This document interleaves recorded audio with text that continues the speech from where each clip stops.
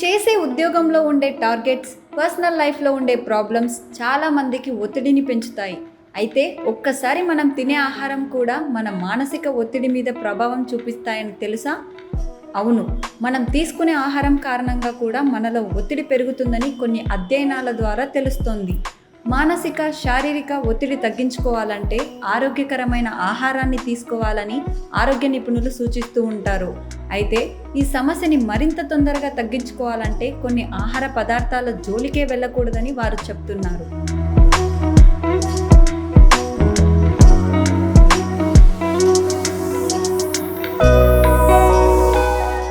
Sweets, chocolates లాంటివి తింటే మూడ్ని కంట్రోల్ చేసి మనిషిని ఉత్సాహంగా ఉంచుతాయని తెలిసిందే. అయితే ఆరోగ్యం బాగున్న వారికి ఇది వర్తిస్తుంది, కానీ మానసిక ఒత్తిడికి లోనైన వారికి మాత్రం కాదు. స్వీట్స్ బ్లడ్లో షుగర్ లెవెల్స్ను పెంచుతాయి.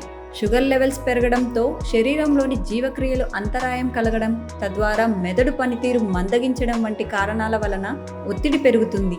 కాఫీ ఆరోగ్యానికి మంచిదని మనందరి భావన. కానీ కాఫీ ఎక్కువగా తీసుకోవడం వలన నిద్రలేమి సమస్యలు తలెత్తి మెదడు ప్రశాంతతను కోల్పోతుంది. ఇది కూడా మనిషి మానసిక ఒత్తిడికి కారణమవుతుంది.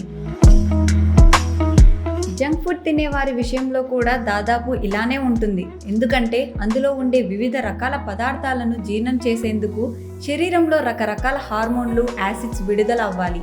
జీర్ణ వ్యవస్థ తీవ్రంగా శ్రమించాలి. ఇదంతా మెదడు పనితీరుపై ప్రభావం చూపడంతో ఒత్తిడికి గురి చేస్తూ ఉంటుంది. ఇక ఆల్కహాల్ సేవించేవారు పరిస్థితిని అయితే చెప్పనక్కర్లేదు. ఆల్కహాల్ తీసుకున్న తర్వాత మత్తు కారణంగా మెదడు కొంతవరకు రిలాక్స్ అయినట్లు అనిపించినా అది లోపల మనిషి యొక్క ఆలోచన విధానాన్ని, అనలైజింగ్ స్కిల్స్ని దెబ్బతీస్తుంది.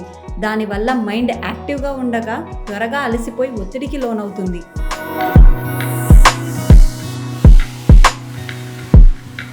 ఇలా మనం తినే ఆహార పదార్థాలు ముందుగా మన శారీరక ఆరోగ్యాన్ని, ఆ తర్వాత మన మానసిక ఆరోగ్యాన్ని దెబ్బతీస్తాయి.